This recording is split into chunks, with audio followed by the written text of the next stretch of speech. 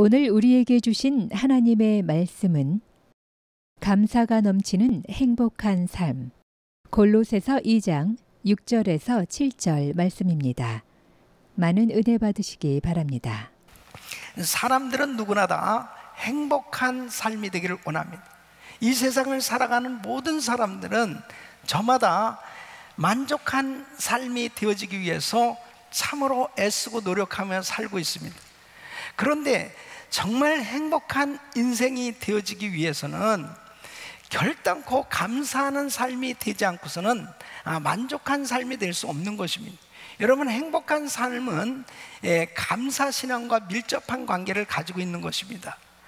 행복해야 감사할 수 있는 것이 아니고 감사하면 행복한 삶이 되는 줄로 믿습니다.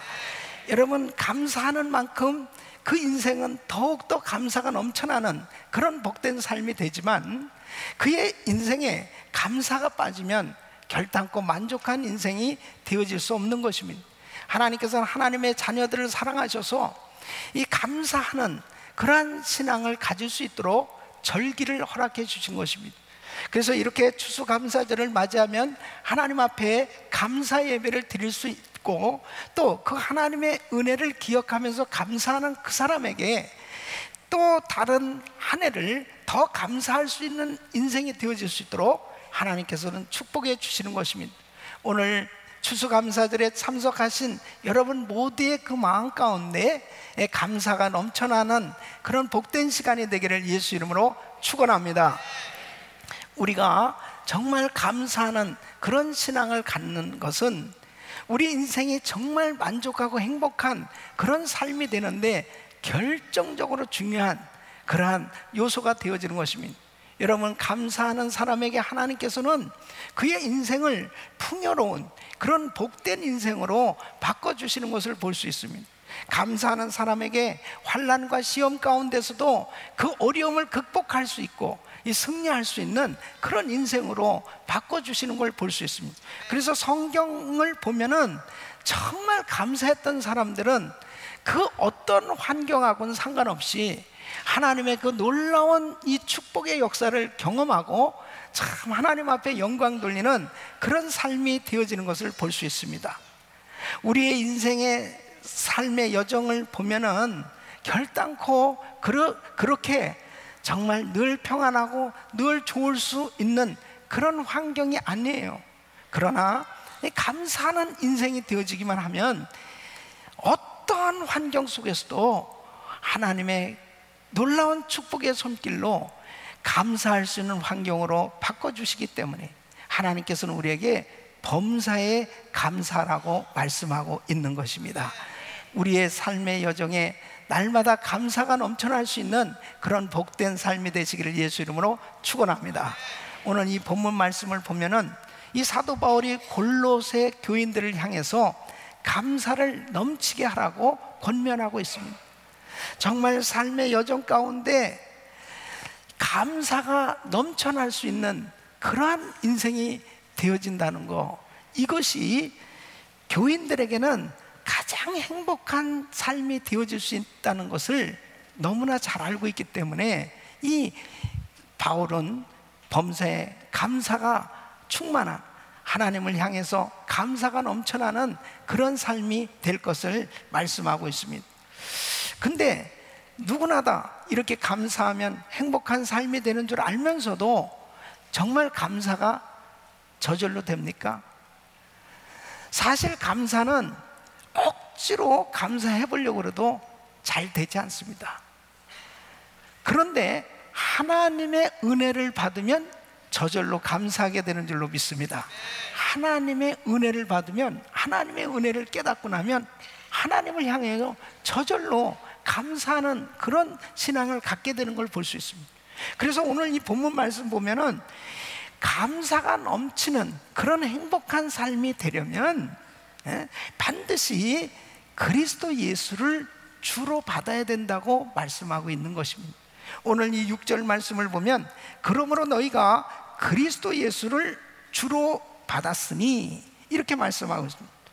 여러분, 오늘 참 이 드라마, 이 무언극을 보시면서 한 사람이 예수님에게 가기까지가 참 힘들구나 하는 것을 공감하셨을 것입니다. 여러분, 여러분들이 오늘 교회에 나오시기까지는 참으로 힘든 과정들을 겪고 이 장소에 나오신 거예요. 바로 한 사람이 예수님을 만나기까지, 사실 영적으로 보면 사탄 마귀는 절단코 하나님을 만나는 걸 원치 않습니다. 그래서 예수 그리스도를 구주로 영접하면 엄청난 축복을 받기 때문에 사탄은 결단코 하나님 앞에 나가는 것을 원치 않아요. 그러니까 여러 가지 방법을 통해서 방해를 하는 것입니다. 그러나 오늘 이 자리에 참석하신 여러분들은 승리하신 줄로 믿습니다. 축복을 받으신 줄로 믿습니다. 바로 하나님 앞에 나온다고 하는 것은 하나님의 크나큰 은혜인 것입니다. 이 교회에 나왔다, 이 교회, 에클레시아, 이 교회는 세상에서 불러냄을 받은 사람들의 모임이란 뜻입니다. 그러니까 세상 가운데서 정말 세상 죄악 가운데 사로잡혀 있던 사람들을 하나님의 은혜로 끄집어내셔서 하나님 앞으로 인도한, 바로 그 하나님 앞에 나온 사람들의 모임이 바로 교회인 것입니다. 그래서 교회는 너무나 소중한 거예요. 교회에 나올 수 있다는 것은 가장 큰 복을 받은 줄로 믿습니다. 여러분, 바로 그리스도 예수를 주로 받았으니, 이 말씀은 그렇게 엄청난 방해가 있음에도 불구하고 바로 그 예수 그리스도를 나의 구주로 영접하고 바로 나의 주님으로 영접했다는 것을 의미하는 것입니다. 바로 그 예수님을 구주로 주님으로 영접한 그 사람에게 하나님께서는 놀라운 은혜를 베풀어 주시고, 그 은혜를 받게 되면 저절로 감사가 넘치는 삶이 된다는 거예요. 오늘 이 은혜를 받으시기를 예수 이름으로 축원합니다. 그러면 예수 그리스도를 구주로 영접하면 어떤 은혜가 임하느냐? 죄 사함을 받고 구원함을 받는 은혜를 받습니다. 여러분, 모든 인간은 죄인이에요. 그래서 의인은 없나니 하나도 없다고 그랬습니다. 이 죄의 싹은 사망입니다.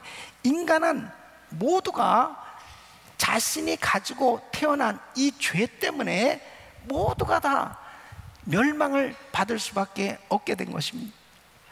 인간은 그냥 저절로 자신의 삶을 살아가면서 어디로 가느냐? 지옥으로 가고 있는 것입니다.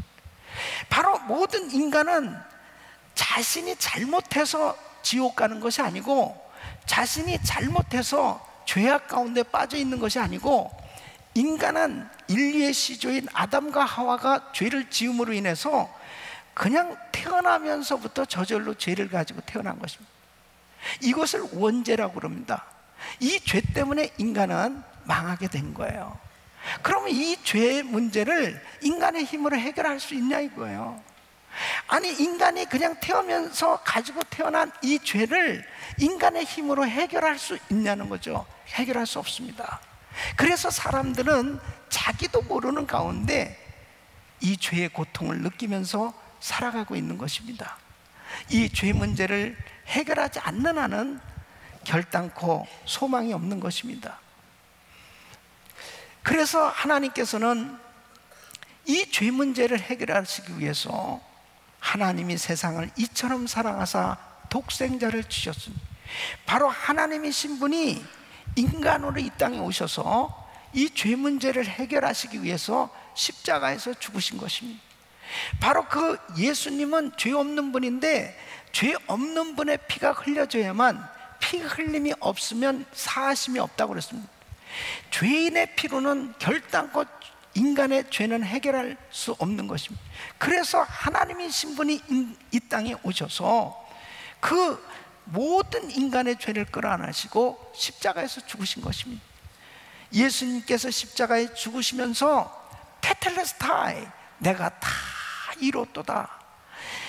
이 말씀은 무엇이냐? 모든 인간의 죄값을 내가 다 지불했다는 뜻입니다.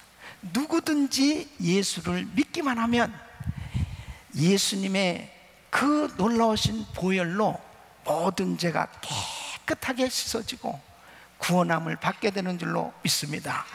그래서 우리 예수님께서 이 놀라운 이 구원의 길을 열어주셨는데, 예수를 믿는 그 순간에 너무너무 신기한 것은 자신이 그토록 해결할 수 없었던 이 원죄가 해결되어지고 이 구원함을 받게 되어지는 것입니다. 여러분, 이번에 오바마 대통령이 이민 개혁안 이 행정명령을 선포했는데, 이 행정명령이 이제 발효가 되어지면은, 실제 이 법안이 통과되어 발효가 되면 지금 미국의 불법 체류자들이 약 1,000만 명이 넘는다고 합니다. 그 중에 이 법에 해당되는 사람들 약 한 500만 명이 사면을 받게 될 것입니다. 우리 한국 사람들은 아마 한 10만 명 정도는 혜택을 받는다고 그러는데, 미국에 살면서 이 불법 체류자가 되면 얼마나 불편합니까? 불법 체류자가 되면 드라이브 라이센스를 합법적으로 받을 수가 없어요. 또 합법적으로 취업을 할 수 없어요. 또 불법 체류자 자녀들은 대학에 가는 것도 힘듭니다. 되게 여러 가지 불편한 것들 한두 가지가 아니죠. 왜? 불법이니까. 그러니까 정당하게 살아가는 게 굉장히 힘들어요. 그런데 이제 사면을 받는다면 하루아침에 이 법이 그대로 불법 체류자인 분에게 적용이 되는 그 순간에 바로 이 불법이 합법으로 바뀌어지는 것입니다. 그러면 자신은 별로 한 일이 하나도 없는데 그냥 이 사면령에 의해서 불법이 합법으로 바뀌어지는 거예요. 이와 마찬가지로 나는 정말 태어나면서부터 죄를 가지고 태어나서 나는 그 원죄 때문에 그냥 지옥 가게 된 거예요. 그냥 이 죄를 어느 누구도 해결해 줄 수도 없고 자신도 해결할 수 없는 이 죄를 위해서 예수님께서 십자가에서 이 죄를 담당해 주셨는데, 누구든지 예수를 믿기만 하면 구원받는다는 이 말씀은 내가 믿음으로 이 말씀을 받아들일 때 죄인이 의인으로 바뀌어지는 줄로 믿습니다. 내가 한 일은 하나도 없지만 예수님의 은혜로, 바로 예수님의 피공로로 나는 죄사함을 받게 되는 것입니다. 이러한 죄사함을 받게 될 때 요한복음 1장 12절 말씀 보면, 영접하는 자고 그 이름을 믿는 자는 하나님의 자녀가 되는 권세를 주셨으니, 그래서 예수 그리스도를 나의 구주로 영접한 그 사람에게 하나님의 자녀가 되는 이 특권을 받게 되니까 이 사람의 생애는 정말 감사가 넘쳐나는 그런 삶이 될 수밖에 없는 것입니다. 저도 예수를 믿고 난 다음에 아무리 생각해봐도요, 나는 원래 불교를 믿던 집안에서 예수를 안 믿고 살았었는데, 정말 내가 예수를 안 믿고 살았더라면 나는 영원한 지옥에 가서 고통 가운데 살아갈 수밖에 없는 그런 형편에 있었잖아요. 그런데 내가 어떻게 이렇게 예수 믿고 구원을 받았나? 이 구원받은 것만 생각해도요 너무너무 행복한 거야. 이 세상에 이거보다 더한 축복이 어디 있겠습니까? 내가 원래 영원히 지옥 갈 수밖에 없었는데 내가 예수님 때문에 영원한 천국에 가게 된 거예요. 내가 하나님의 자녀가 된 거예요. 그러니까 얼마나 정말 행복한지 세상에 부러울 것이 하나도 없더라고요. 제가 부러울 것이 없다고 그래서 여러분들에게는 별 감동이 없을지 모르지만 나는 정말 너무너무 행복했습니다. 여러분 보세요. 아무리 부자가 되고 세상에 명예를 얻었다 하더라도 구원을 받지 못했다면 그 사람은 이제 얼마 안 있으면 영영한 불못에 떨어져서 그렇게 고통을 당하는 그런 멸망의 길에 걸어가고 있는 그 사람이 뭐가 부럽습니까? 예수 안 믿고 세상에서 형통한 것이 뭐가 부럽습니까? 정말 내가 많은 사람들 가운데 어떻게 예수를 믿게 되었나?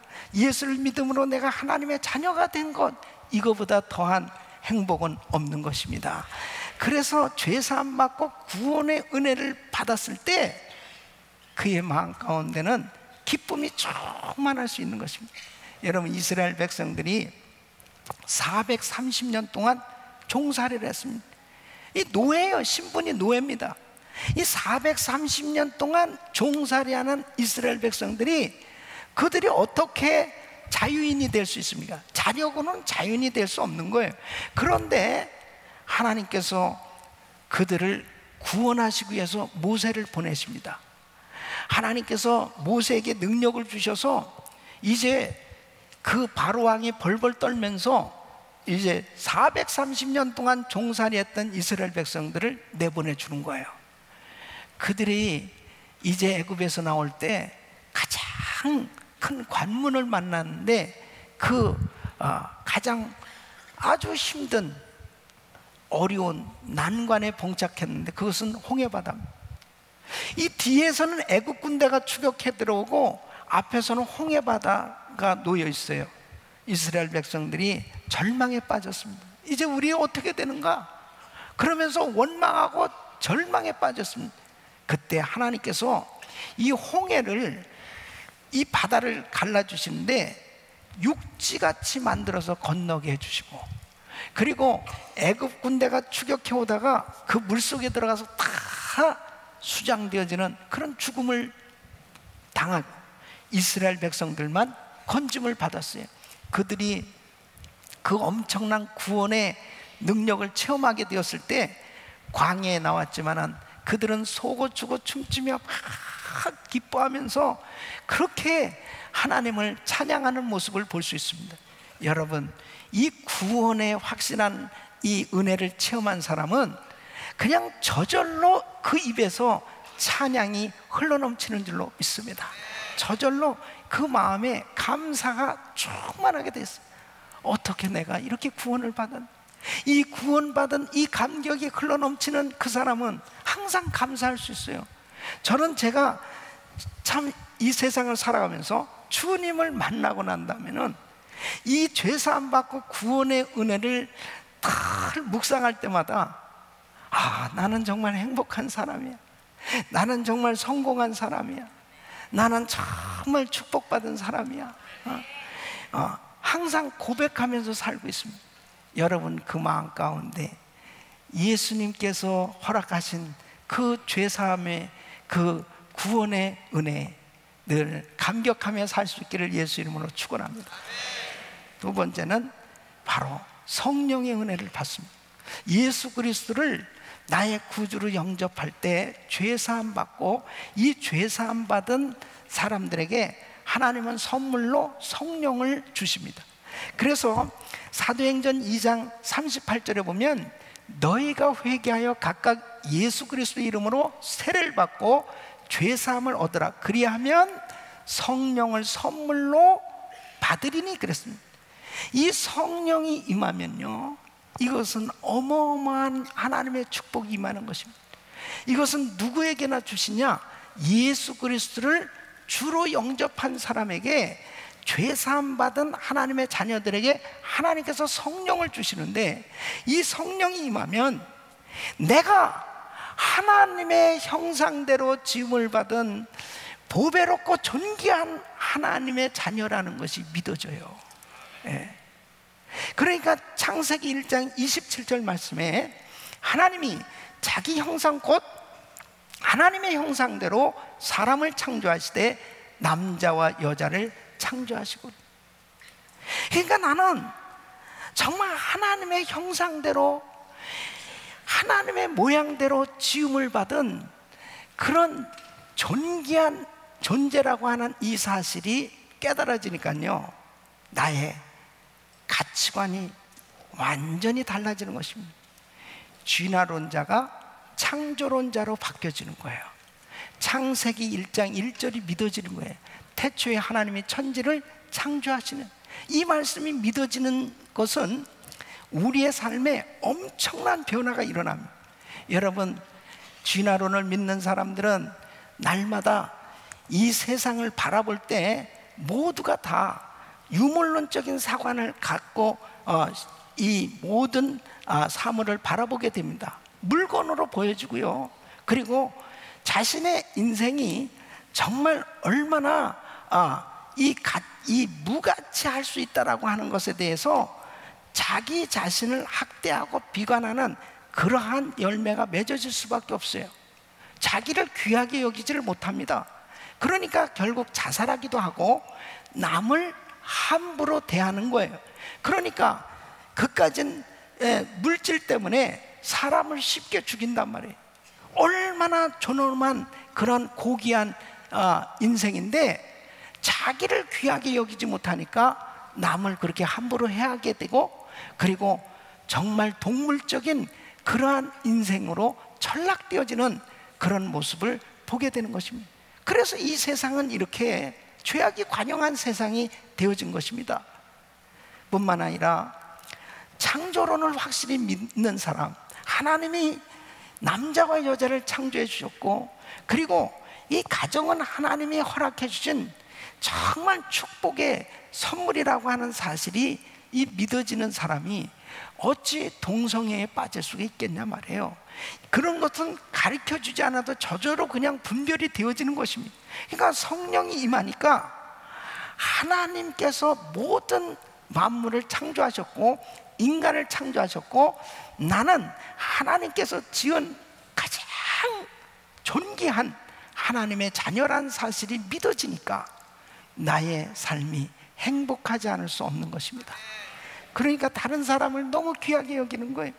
그러면서 정말 자신의 인생이 놀라운 축복의 인생으로 바뀌어지는데 하나님을 아버지라 부르게 되는 줄로 믿습니다. 그래서 로마서 8장 15절 보면 너희는 다시 무서워하는 종의 영을 받지 아니하였고 양자의 영을 받았으므로 아바 아버지라 부르짖는, 하나님을 아버지 하고 이렇게 부를 수 있는 하나님과의 관계가 이제 맺어진 거예요. 그러니까 나의 삶 가운데 힘들고 어려운 일이 있을 때마다 전능하신 하나님, 천지 만물을 창조하신 그 하나님 앞에 나가서 아버지 하고 그 아버지 앞에 기도할 수가 있어요. 그 사람이 얼마나 행복한 거예요. 여러분, 정말 우리 삶 가운데 안 되는 일이 너무 많습니다. 막힌 일이 너무 많아요. 정말 내 힘으로 할 수 없는 일들이 너무 많잖아요. 그때마다 전능하신 하나님 앞에 아버지 하고 의지할 때가 있고, 그리고 의논할 때가 있고, 그리고 정말 그분의 그 놀라우신 손길로 안 되는 것을 되게 하시고 없는 것을 있게 하시는 능력의 하나님의 역사가 나의 삶 가운데 이루어질 것을 믿고 살아갈 수 있다는 것은 우리 인생이 가장 행복한 인생이 된 줄로 믿습니다. 그러니까 얼마나 정말 축복된 그런 삶을 사는 것입니다. 뿐만 아니라 내가 이 세상을 살면서 잘못 습관되어진 것들이 있어요. 이런 것들 때문에 내가 행복하지 못한 나의 존귀한 그러한 부분들을 많이 상실하고, 그리고 정말 고통 가운데 살 수밖에 없는 그런 사람들이 하나님의 놀라우신 성령님의 은혜로 변화되기 시작합니다. 성령의 열매를 맺기 시작하는 거예요.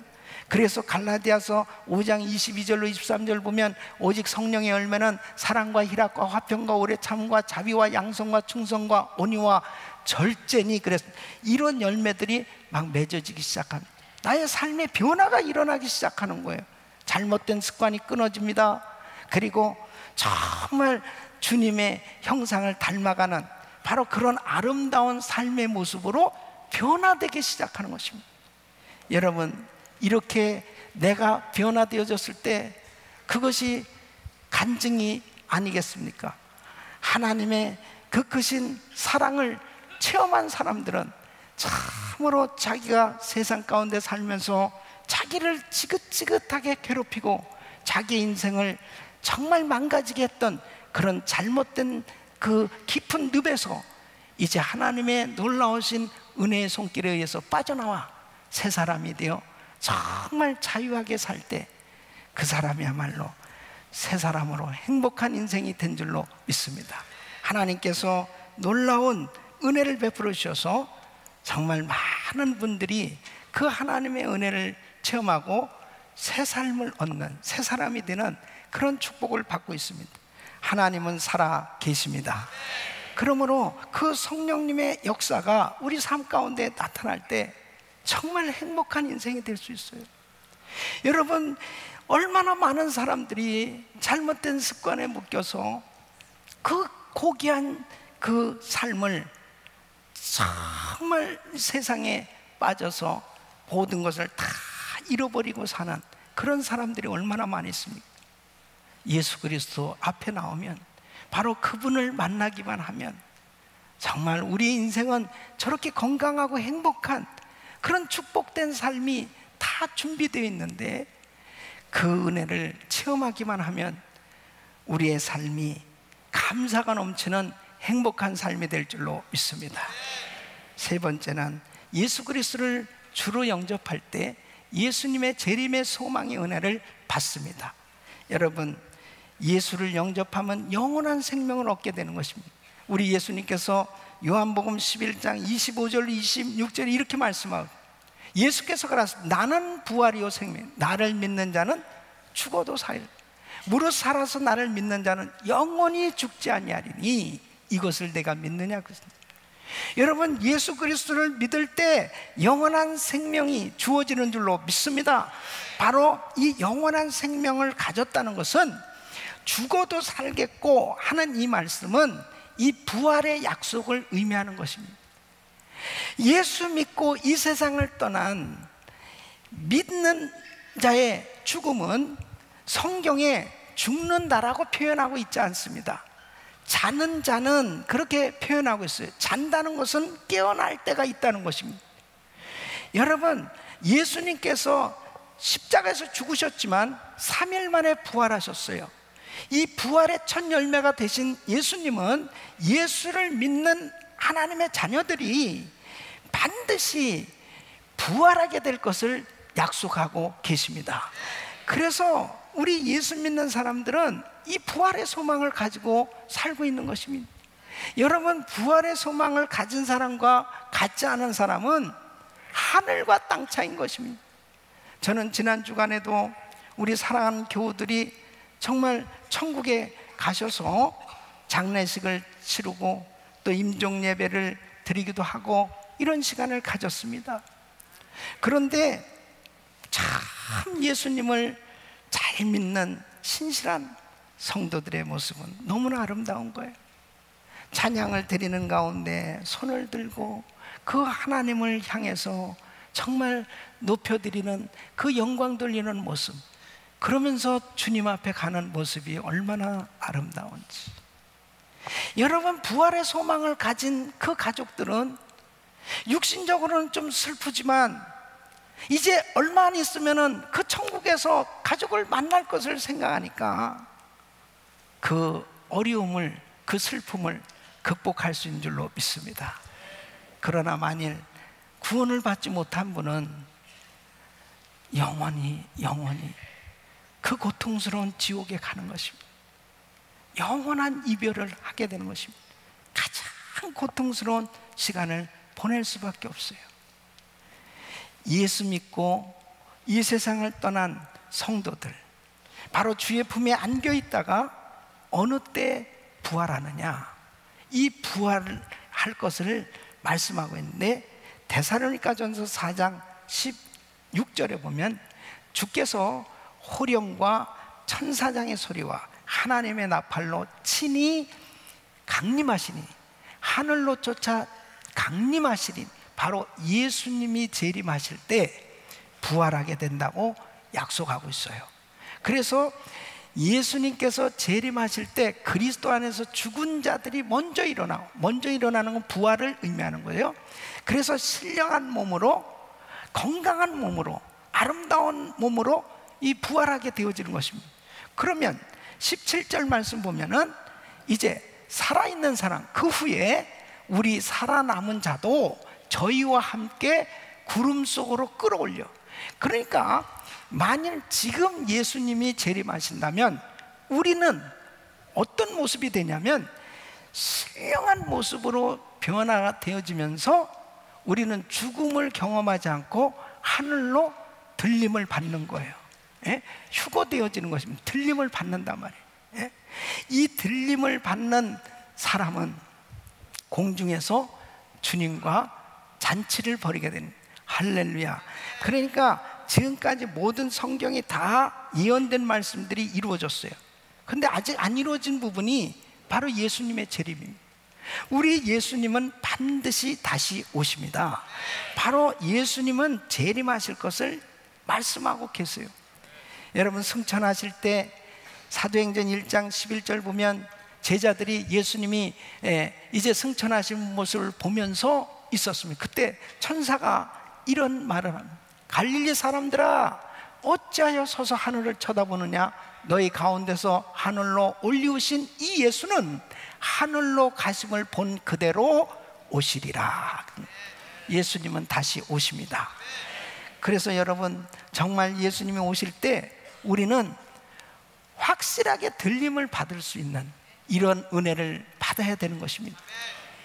예수님께서 마태복음 24장 40절로 41절에 이제 들림 받는 그런 상황이 벌어졌을 때 그 몇 가지 예를 들고 계세요. 그때에 두 사람이 밭에 있음에 한 사람은 데려감을 당하고 한 사람은 버려둠을 당할 것이고, 또 두 여자가 맷돌질을 하고 있음에 한 사람은 데려가고 한 사람은 버려둠을 당할 것이고. 어떤 사람은 이 말씀을 듣는데 남편이 예수를 안 믿어요. 부인은 얼마나 열심히 예수 믿는지 몰라요. 그러니까 뭐라고 그러냐면, 그러면은 잘 때 와이프 다리하고 자기 다리하고 묶고 같이 자면은 같이 올라갈 거 아니냐고. 근데 언제 오실 줄 알아야지. 언제 오실 줄 알아야지. 다리를 묶고 자죠. 지금 내가 예수 믿고 구원받은 하나님의 자녀가 되면 언제 주님 오셔도 들림받게 될 줄로 믿습니다. 이것만큼은 하나님의 스케줄이기 때문에 반드시 이루어질 일이에요. 그렇기 때문에 내가 정말 언제든지 주님 앞에 설 준비를 하고 사는 거, 내가 언제든지 주님 오시면 들림 받을 수 있는 이런 준비가 되고 살 수 있다면 이 사람은 정말 행복한 삶을 살 수 있는 것입니다. 사랑하는 성도 여러분, 이 세상이 너무나 악해서 천재지변도 많고 정말 이 말세의 징조 가운데 지진과 기근과 그 다음에 많은 천재지변들이 일어날 것을 말씀하고 있어요. 또 이 거짓 선지자들이 출현할 것을 말씀하고 있습니다. 그러니까 정말 지금이야말로 내가 하나님 앞에 잘 준비된 그런 신앙생활을 할 수 있는 것, 이것이 얼마나 중요한 건지 이루 말할 수가 없습니다. 오늘 이 말씀은 바로 골로새 교인들을 향해서 사도 바울은 감사가 넘치는 삶이 되어야 되는데, 이 감사가 넘치는 삶이 되려면 바로 그리스도 예수를 주로 받아들이고, 그리고 성령으로 거듭난 하나님의 자녀로 살 때 하나님은 바로 그에게 놀라운 은혜를 주실 것을 말씀하고 있는 것입니다. 우리 사랑하는 성도 여러분, 이 예수 그리스도께서 오늘도 이 자리에 임재하신 줄로 믿습니다. 바로 그분을 그리스도 주로 받아들이시고 여러분 모두가 이 은혜를 받으시기를 예수 이름으로 축원합니다. 뿐만 아니라 오늘 이렇게 말씀하고 있습니다. 감사가 넘치는 삶이 되기 위해서 예수 안에 뿌리를 내리라고 말씀하고 있습니다. 그 안에 뿌리를 박으며, 이것은 은혜 받는 삶입니다. 날마다 은혜 받는 삶이 되어야 감사가 넘치는 삶이 될 수 있어요. 은혜가 떨어져 보세요. 감사가 사라지는 것입니다. 이스라엘 백성들이 그렇게 엄청난 은혜를 받았음에도 가나안 땅에 들어가서 실패할 수밖에 없었던 것은 은혜를 잃어버렸습니다.